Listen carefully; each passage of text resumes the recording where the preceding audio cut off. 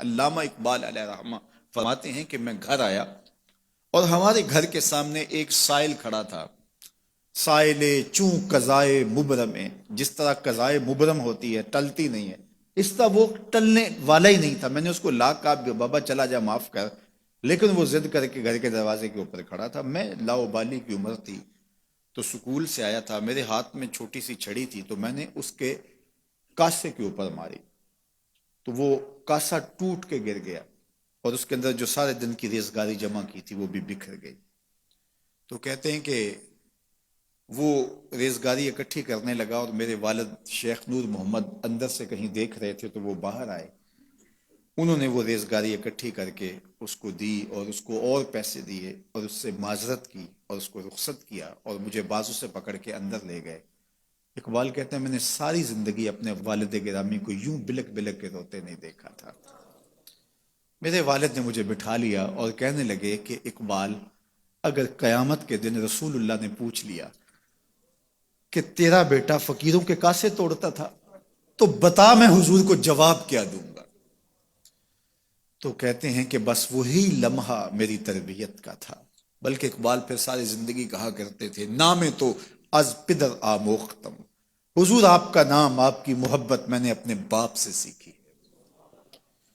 یعنی حضور کا سامنا کیسے کروں گا؟ اور پھر یہ اقبال کے کلام میں آخر تک یہ چیز آتی ہے کہ کیسے حضور کا سامنا ہوگا. تو غنی از ہر دو عالم من فقیر، روز محشر عذرہائے من پذیر، گر تمی بینی حسابم ناگزیر، از نگاہ مصطفیٰ پنہا بگیر. اقبال بھی پھر آخر میں دعا کرتے ہوئے اللہ کی بارگاہ میں عرض گزار ہوتا ہے، مالک تو غنی ہے، میں تیرا فقیر بندہ ہوں، تو مجھے یوں ہی معاف کر دے، میرا حساب نہ لینا، لیکن اگر میرا حساب لینا بڑا ضروری بھی ہوا تو یہ مہربانی کرنا حضور کے سامنے نہ لینا، میں حضور کو کیا منہ دکھاؤں گا. تو یہ فکر ملی کہاں سے؟ یہ باپ کی تربیت سے ملی، یہ ماں کی آغوش سے ملی. تو یہ ماں باپ کی ذمہ داری ہے کہ بیٹا جب کسی کا دل توڑے، جب کسی سے زیادتی کرے تو باپ وہیں اس کا راستہ روکے. اور ایک فقیر کا لا ابالی پن کے اندر کاسا توڑ دیا اور باپ نے پھر ایسی تربیت کی کہ اقبال ساری زندگی لوگوں کے دل جوڑتا رہا، ساری زندگی بتاتا رہا کہ انسان کی اصل صورت کیا ہوتی ہے. دل نہیں شاعر کا ہے کیفیتوں کی رستخیز، کیا بتاؤں کہ درون سینہ کیا رکھتا ہوں میں، در غم دیگر بسوزو دیگر آرا ہم بسوز، گفت مت روشن حدیث گر توانی دار ہوش، کہہ گئے ہیں شاعری جزویست از پیغمبری، ہاں سنا دے پڑھ کے ان کو پیغام سروش. وہ کہتا ہے دوسروں کے غم میں جلنا اور پھر اس غم کو جہان میں پھیلا دینا، اسی کا نام شاعری ہے. پھر اقبال نے وقتی شاعری کی، شاعر تو اور بھی ہیں، لیکن اقبال کہتا ہے شاعری از مثنوی مقصود نیست، بت فروشی بت گری مقصود نیست، کشتائے انداز ملا جامیم، نظم و نثر او علاج خامیم. وہ کہتا ہے کہ میں یہ بت نہیں بنا رہا کہ یہ غزلیں تراش کے اور یہ نظمیں تراش کے لوگوں سے داد وصول کرو، بلکہ کسی نے اقبال کو کہا یار کوئی غزل تو سناؤ، تو اقبال رو پڑا، کہا حضور میں اپنے شعروں کی داد قیامت کے دن آپ سے ہی لوں گا.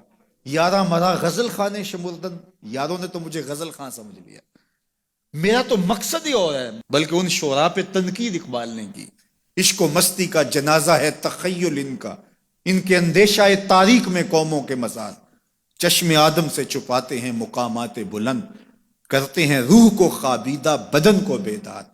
ہند کے شاعر و صورت گرو افسانہ نویس، آہ بیچاروں کے اعصاب پہ عورت ہے سوار. ہر وقت لب و رخسار کے تذکرے، ہر وقت نشیلی آنکھوں کی کہانیاں، ہر وقت کدے رانا کی باتیں. کہا تم اس خول سے نکل ہی نہیں رہے، تمہاری شاعری صرف ایک عورت کے گرد گھوم رہی ہے، جس نے اس کو تخلیق کیا اس خالق کے جلوے بھی تو دیکھو نا.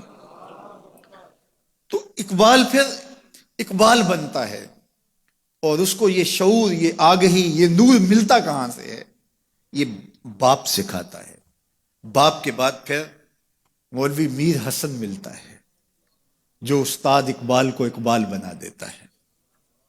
تو یہ ماحول انسان کو سکھاتا ہے. تو میں اور آپ دیکھیں کہ ہم اپنی اولاد کو کیا دے رہے ہیں. تو کبھی بھی اپنی اولاد کو اس کی اجازت نہ دیں کہ وہ کسی کمزور پر ظلم کرے.